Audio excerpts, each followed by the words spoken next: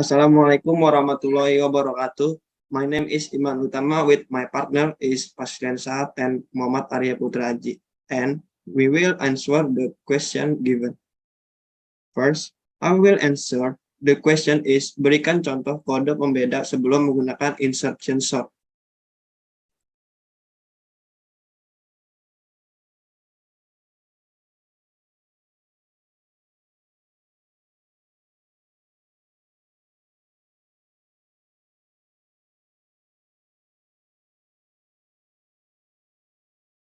This is the code type of string data before using the sort insertion.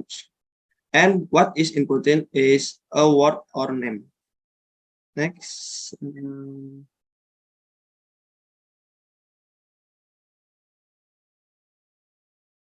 This is the code type of the integer data before using the sort insertion. And what is inputted is the number. And the next.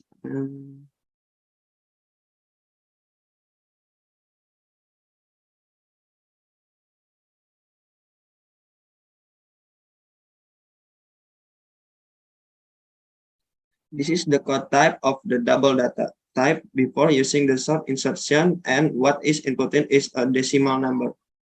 And that's all my answer. Sorry if I wrong. The next will be explained. The next question, the answer by Muhammad Arya Putraji. Oke, saya akan menjawab pertanyaan selanjutnya, yaitu buatlah komparasi insertion sort dengan algoritma sort dari kelas Anda. So I will explain in English. To my knowledge, insertion sort method can be included into fast category along with selection sort and heap sort perhaps, but not that fast if it compared to other methods such as quicksort, merge sort, and shell sort. Quicksort, merge sort, and shell sort methods is on different level. They can be included into superfast category because of the complexity of the algorithm that is higher than insertion sort. Then there is slow category, which is lower than insertion sort, such as bubble sort.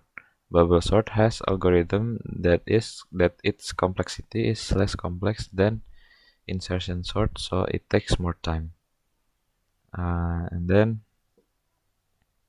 I will take an example from a source from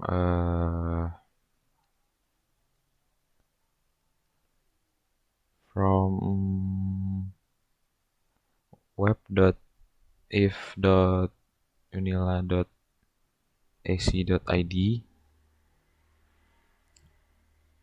So here is an experiment in order to compare the each sorting algorithm.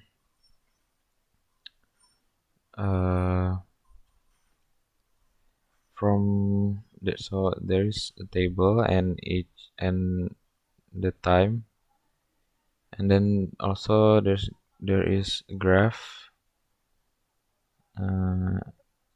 So from the graph above, it can be seen that the fastest method in sorting data is the merge sort method and the quicksort method.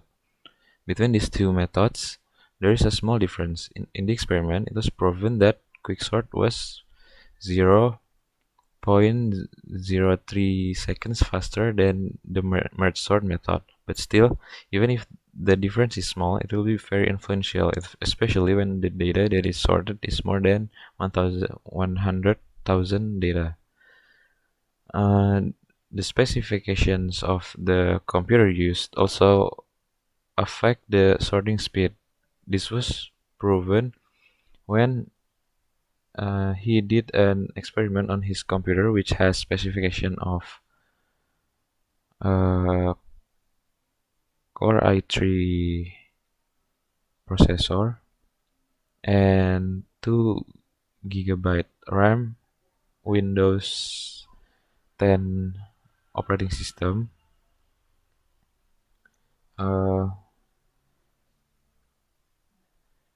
using the bubble sort method, and the program compiles in 14.74 seconds. Meanwhile, when he uses his friend's laptop, the specifications are a Core i5 processor and 4 GB RAM, Windows 7 operating system using the same method, and the program compiles in 9.08 seconds. This proves that computer specifications have an effect on data sorting speed. Although computer specifications affect the speed of data sorting, there is one thing that is even more influential, namely the sorting method. The sorting method is a very influential method because even though the computer specifications are the same, the sorting speed will be different depending on what is used. So from the experimental results, it can be said that efficiency and speed in processing data are very important, especially for a programmer. They will definitely choose the faster method so that their program can run efficiently and save time. I think that's all from me. And next will be continued by Paslian Saat. Okay, I will continue. So the question is,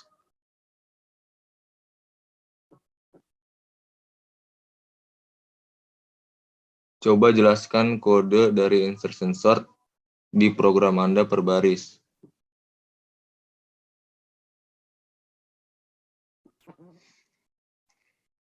First, I will explain in lines 15 to 19. In this line, I create a kind of method that gives a space effect to be used in other class. And then on line 21 to 26, this is also a method that display a thank you and as a closing output. And then on the 31, I make a declaration of a new scanner variable. The name is in. And also in the next line, I create a running variable which is true, which will be entered for a while.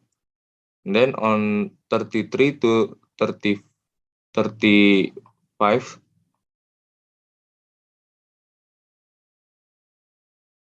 I create a header from the program to let you know that this is an insertion sort program. And then on the 37 line, this is an insertion. This is where the program start by entering while running. And then on line 38 to 42, here it will tell you what data type the user want to sort. The first is a string, the second is integer, the third is double. And then on the 41 line, I create a new variable of type integer which serve to enter the user choice.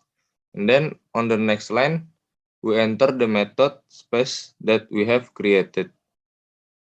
And then in the next line, here I use the switch for the option that the user choose earlier. In the first switch case, which is a string, the 44th line will output an output that tells the user to enter how many words they want to sort. And then in the next line, here create a new variable of type integer which serve to allow the user choice to be included in the array. And then the next line, there is an if which state that the number entered by the user cannot be less than 1. Then the next line, if which state that the number is more than 1, and execute the next step. In this, if create a list array of type string and name string with the number of array that the user has entered in the previous line. Then the next line, there is for loop function which will later be included in the output to tell what user output is. And then insert the scanner function into a string array.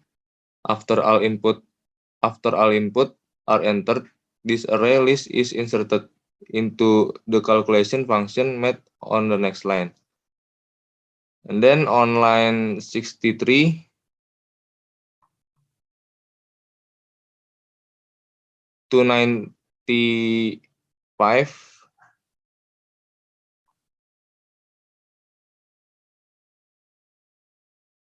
the algorithm of this function is the same as the previous line, only the data type is different. And then on line 118,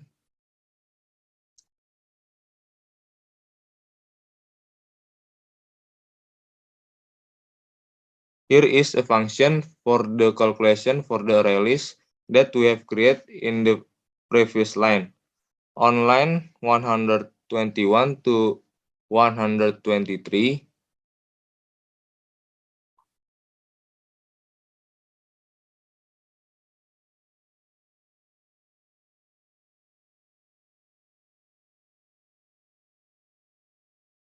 here we'll issue an output list array that we have created in the appropriate order we enter. Then on the next line, namely lines 126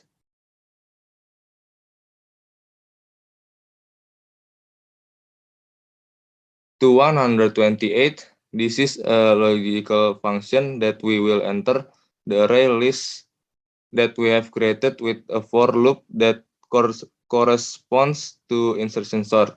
And then if the result of the logic is correct, it will be entered into the variable name is tampungan. Then at 131 to 133, it function for the position swap function. And then line 138 to 144,